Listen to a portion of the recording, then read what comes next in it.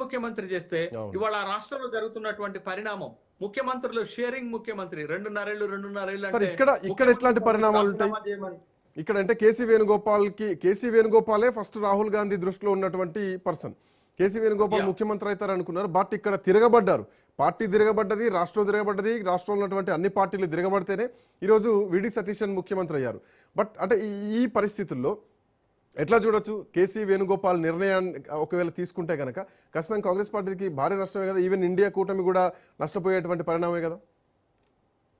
KC Venugopal ను గనక ముఖ్యమంత్రి చేసి ఉంటే కేరళలో ఇప్పుడున్నటువంటి బలం కాంగ్రెస్ పార్టీ కోల్పోయేది ఒకటైతే, రెండోది మిత్రపక్షాల యొక్క అభిప్రాయాలను పరిగణలోకి తీసుకోకుండా కేసీ వేణుగోపాల్ ని ముఖ్యమంత్రిగా తీసుకొని ఉంటే అది యూడిఎఫ్ లో కూడా ఇబ్బందికరమైనటువంటి పరిస్థితులు వచ్చేవే.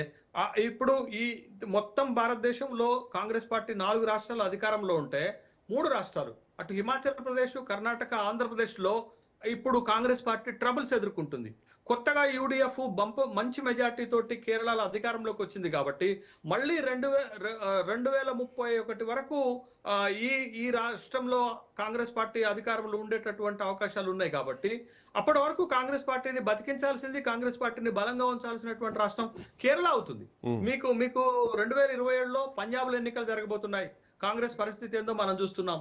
గుజరాత్ లో ఎన్నికలు ఇటీవల జరిగినటువంటి లోకల్ బాడీ ఎన్నికల్లో దాని పరిస్థితి ఏందో చూసాం. యూపీలో ఎన్నికలు జరగబోతున్నాయి. యూపీలో అసలు ఎన్నడో కాంగ్రెస్ పార్టీని మర్చిపోయినటువంటి ప్రజలు అక్కడ ఉన్నారు. రాయ్బరేలీ, అమేథీలో కాంగ్రెస్ పార్టీ గెలుస్తున్నప్పుడు కూడా ఎస్పీతో పొత్తు పెట్టుకోవటం వల్ల ఒక 8 లోక్సభ స్థానాలు గెలవగలిగింది తప్ప ఎస్పీతో పొత్తు లేనప్పుడు అమేథీలో కూడా పార్టీ ఓడిపోయింది.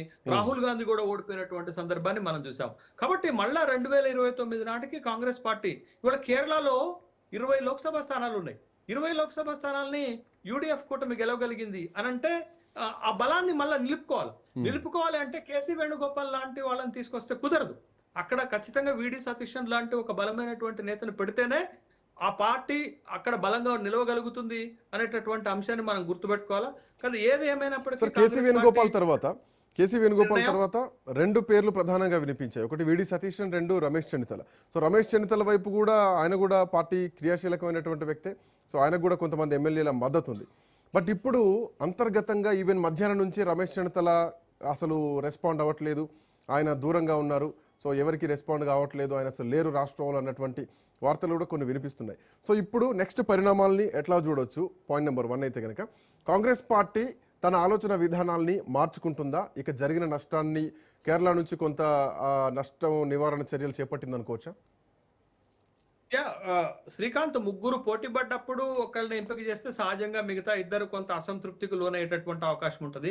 కేసీ వేణుగోపాల్ కాంగ్రెస్ పార్టీలో చాలా కీలకమైనటువంటి వ్యక్తి, సంస్థాగత ఇన్ఛార్జిగా ఉన్నారు. తర్వాత జాతీయ కాంగ్రెస్ ని ఒక విధంగా కీలకంగా నడిపిస్తున్నటువంటి వ్యక్తి కూడా కేసీ వేణుగోపాల్ కాబట్టి కేసీ వేణుగోపాల్ అసంతృప్తి వ్యక్తం చేసేటటువంటి అవకాశం లేదు. ఇక మిగిలినటువంటి రమేష్ చెన్నితల కొంత అసంతృప్తిగా ఉన్నట్టుగా వార్తలు వస్తున్నాయి. అసంతృప్తిని ఖచ్చితంగా వ్యక్తం చేస్తారు. కానీ రమేష్ చెన్నితల ఒక సీనియర్ నాయకుడు. అక్కడ 2021 వరకు రమేష్ చెన్నితలనే ప్రతిపక్ష నాయకుడిగా ఉన్నారు. కానీ 2021లో పార్టీని గెలిపించలేకపోయారు కదా. కేవలం 47 శాసనసభ స్థానాలు మాత్రమే గెలవటం వల్ల, కాంగ్రెస్ ని గెలిపించలేకపోవటం వల్ల రమేష్ చెన్నితలకు ప్రతిపక్ష నేత హోదా కూడా ఇవ్వకుండా విడి సతీశన్ కే 2021లో ప్రతిపక్ష నేత హోదా ఇచ్చినటువంటి సందర్భాన్ని మనం చూసాం. అయితే రమేష్ చెన్నితల చాలా సీనియర్ నాయకుడు, అనేకమైనటువంటి పదవులు చేశారు.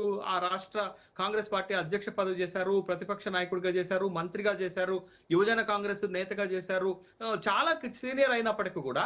బట్ ఇప్పుడు రమేష్ చెన్నితలకు పార్టీలో పెద్దగా మద్దతు లేదు. ఎమ్మెల్యేలో కొంతమంది లెస్ దాన్ 10 ఎమ్మెల్యేల మద్దతు ఉంటే ఉండొచ్చు కాక కానీ బట్ అంత పవర్ఫుల్ కాదు. ఇప్పుడు రమేష్ చెన్నితల గతంలో ఉన్నటువంటి పవర్ఫుల్ లేదు. రమేష్ చెన్నితలకు మద్దతు ఇచ్చేటటువంటి వాళ్ళు కూడా పెద్దగా లేరు. కానీ ఒక సీనియర్ నాయకుడిగా చివరి అంకంలో ఉన్నాను, 69 ఏళ్ల వయసుకు వచ్చాను, నాకు ఇది చివరి అవకాశం అవుతుంది, చివరి ఎన్నికలు అవుతాయి కాబట్టి నాకు అవకాశం ఇవ్వాలని ఒక క్లెయిమ్ చేసినటువంటి సందర్భంలో. కానీ ముగ్గురు పోటీ పడ్డప్పటికి కూడా ఇద్దరి మధ్యనే ప్రధాన పోటీ జరిగింది. రమేష్ చెన్నితల 3వ స్థానానికే పరిమితమయ్యారు. కేసీ వేణుగోపాల్ కాదు అని అన్నారంటే విడి సతీశన్ కే అవకాశం దక్కింది కాబట్టి. బట్ ఇప్పుడున్నటువంటి నిర్ణయంలో కాంగ్రెస్ ఒక అత్యుత్తమైనటువంటి నిర్ణయం తీసుకున్నది. విడి సతీశన్ కాంగ్రెస్ పార్టీకి కేరళలో బలంగా మారతారనేటటువంటిది సందేహం లేదు. ఏదో చిన్న చిన్న అసంతృప్తులు ఉంటే అది భవిష్యత్తులో సద్దుమణిగేటటువంటి అవకాశాలు ఉంటాయి.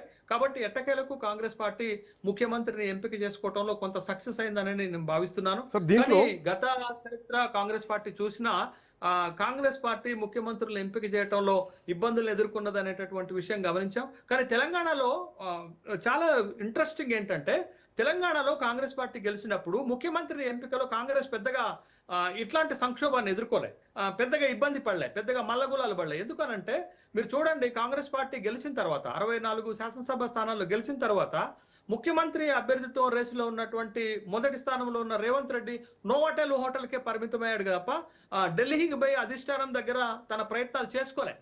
హైదరాబాద్ లోనే ఉన్నారు. కానీ రేవంత్ రెడ్డితో పోటీ పడ్డ మల్లు బట్టి విక్రమార్క, ఉత్తమ్ కుమార్ రెడ్డి ఢిల్లీ వెళ్లారు, ఢిల్లీ అధిష్టానంతో మాట్లాడుకున్నారు, ఢిల్లీ అధిష్టానంతో సంప్రదింపులు చేశారు. కానీ ఏ సంప్రదింపులు లేకుండా రేవంత్ రెడ్డి ముఖ్యమంత్రి అనేటటువంటి పీఠాన్ని ఒక జాక్ పాటు కొట్టారనే చెప్పాలి. ముఖ్యమంత్రి ఢిల్లీ పోకుండా ఎంపికైనటువంటి ముఖ్యమంత్రుల్లో బహుశా కాంగ్రెస్ పార్టీలో రేవంత్ రెడ్డి ఒక్కళ్ళే అయి ఉంటారని నేను భావిస్తున్నాను.